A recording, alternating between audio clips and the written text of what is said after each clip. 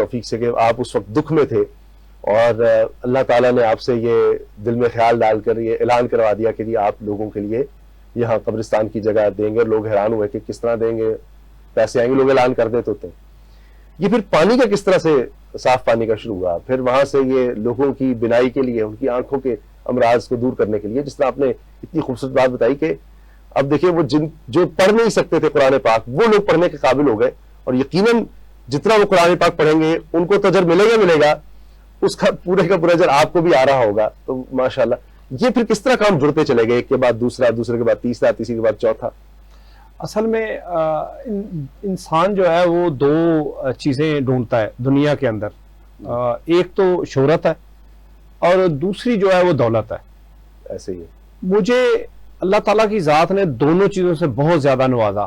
جیسے جیسے میں نے اللہ کے راہ پہ خرچ کرنا شروع کیا، مجھے شہرت بھی ملی، عزت بھی ملی اور دولت بھی ملی۔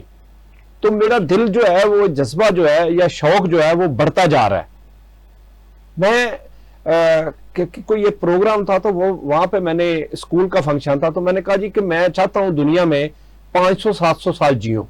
اللہ اکبر۔ اور میرا آج بھی یہی نظریہ ہے، میں چاہتا ہوں کہ دنیا کے اندر میں 500-700 سال جیوں۔ وہ کیسے جیوں؟ وہ پروگرام کے بعد لوگوں نے مجھ سے پوچھا، میں نے کہا جی کہ گنگا رام چاہے وہ غیر مذہب تھے، ہندو تھے، انہوں نے ہاسپٹل بنا دیا، آج کتنے سال ہو گئے ہیں ان کا نام زندہ ہے۔ میں بھی چاہتا ہوں کہ کوئی ایسا کام کر جاؤں جو دنیا کے اندر میرا نام رہے، لیکن ساتھ ساتھ صدقہ جاریہ بھی ہوتا رہے۔ سبحان اللہ۔ آپ کی جو نمازیں ہیں، جیسے قبلہ فرما رہے تھے، جی جی، عبادات جو ہیں وہ آپ کا اور آپ کی اللہ کا معاملہ ہے، جی، پتہ نہیں وہ قبول ہو یا نہ ہو، لیکن جو مخلوق خدا آپ کے ہوتے ہوئے اور آپ کے جانے کے بعد آپ کو دعائیں دے رہی ہے، سبحان اللہ، اور وہ ایسی دعائیں ہیں جس کا آپ کو بھی علم نہیں ہے۔ لوگ اپنے گھر بیٹھے ہیں، لوگوں کو صاف پانی پینے کو مل رہا ہے، کسی کی بنائی ٹھیک ہو گئی ہے۔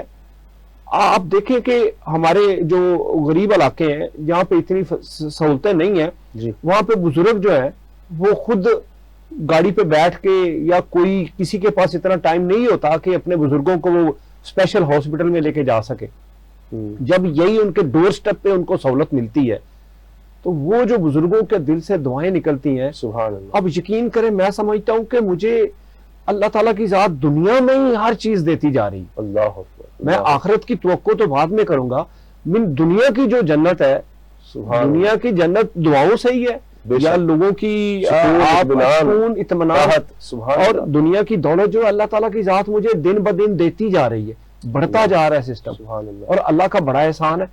آج دیکھیں آپ کے پروگرام میں بیٹھا ہوں، کہاں میرا علاقہ، کہاں میں والد صاحب جو تھے وہ ایک فیکٹری میں ملازم تھے، 8 بہن بھائی تھے ہم لوگ، والد صاحب کی 2100 روپے تنخواہ تھی مہینے کی، اور اسی تنخواہ سے والد صاحب نے پالا اور سب کو پڑھایا۔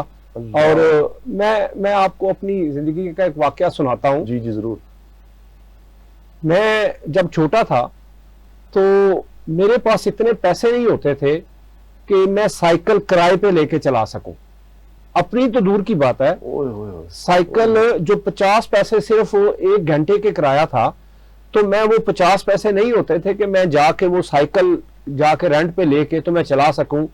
تو کیا ہونا کہ میں نے جا کے ادھر کھڑے ہو جانا، جس بچے کے پاس پیسے ہوتے تھے وہ سائیکل کرائے پہ لے لیتا تھا، اور اس کو چلانی نہیں آتی تو وہ مجھے کہتا تھا پیچھے سے دھکا لگاؤ۔ میں نے وہ گراؤنڈ کے اندر اس کو سائیکل کو دھکا لگاتے رہنا اور ساتھ میں ریکویسٹ کرتے رہنا، یار ایک جھوٹا تو دے دو مجھے۔ اس نے بمشکل آدھے گھنٹے میں سے 2 منٹ دینے یا 5 منٹ دینے، اور اس نے کہنا بس ٹھیک ہے یہی چکر ہے، اس سے زیادہ نہیں ملے گا۔